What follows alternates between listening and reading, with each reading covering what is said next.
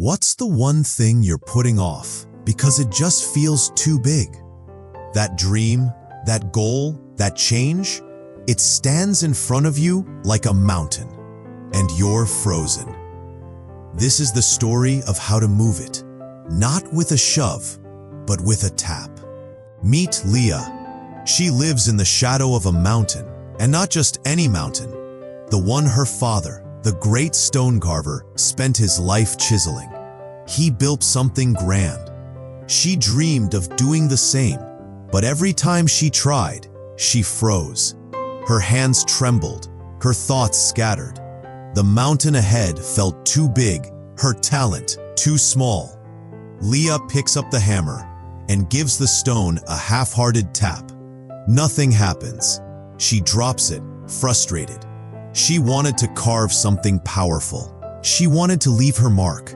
But every time she tried, the mountain seemed to mock her efforts, and everyone else seemed to notice. "Leah's all talk," they whispered. "She'll never make it." One evening, Leah walks to the old quarry cliff, looking out over the village. It's quiet.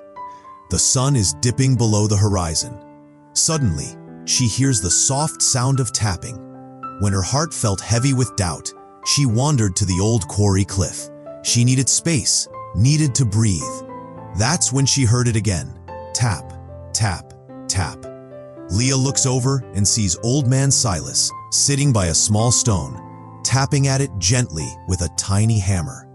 The old man doesn't look up. Silas wasn't a carver. He wasn't even known for doing anything grand. He found water for the town, and that was it. He was a quiet man, always doing small things, unnoticed. Leah, annoyed, approaches him. "What are you doing? Are you seriously just tapping that rock? You're wasting your time."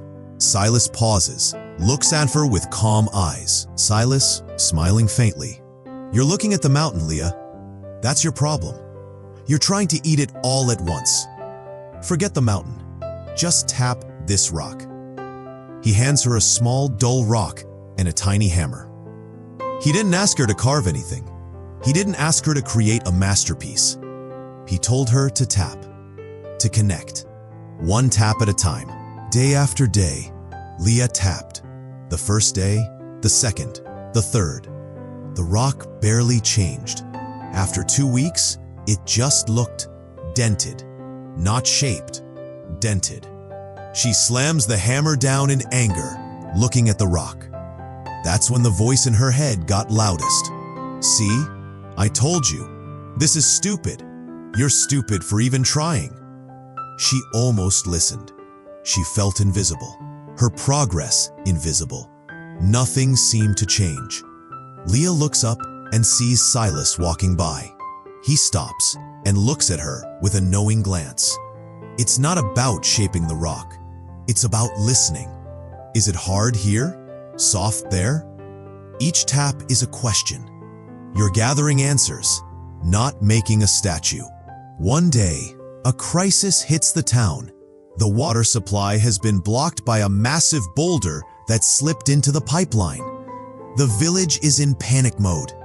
The village was in trouble. The water stopped flowing, and no one knew how to move the boulder blocking the pipeline. Strong hands and muscle failed. The town's hope was slipping away. Leah watches the chaos, feeling the familiar helplessness. Then she looks at the boulder and remembers Silas's words. Leah didn't see a boulder. She saw a question, a conversation, a tap. Leah steps forward, pulls out the small hammer and chisel, and places it on the boulder. She takes a deep breath. Tap. A tiny piece flakes off. She wasn't trying to be a hero. She wasn't trying to move the whole mountain. She was just listening. One tap at a time. 100 taps later, the boulder cracked. The water rushed free, and the town erupted in cheers. The villagers surround Leah. The mayor, trembling, asks her, "Leah, how did you know?" Leah stood there, heart pounding, knowing the truth. "I didn't know. But I stopped trying to win the whole war in one battle. I asked the rock a question.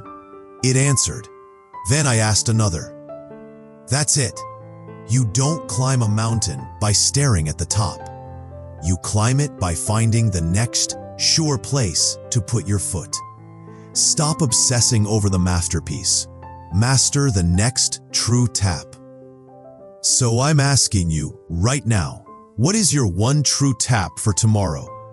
Not someday, tomorrow. Is it writing one email? Taking 10 minutes to work? Sending one text?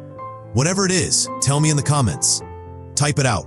My tap is, that public commitment is your first tap. Let's see how many mountains we can move together. One tap at a time.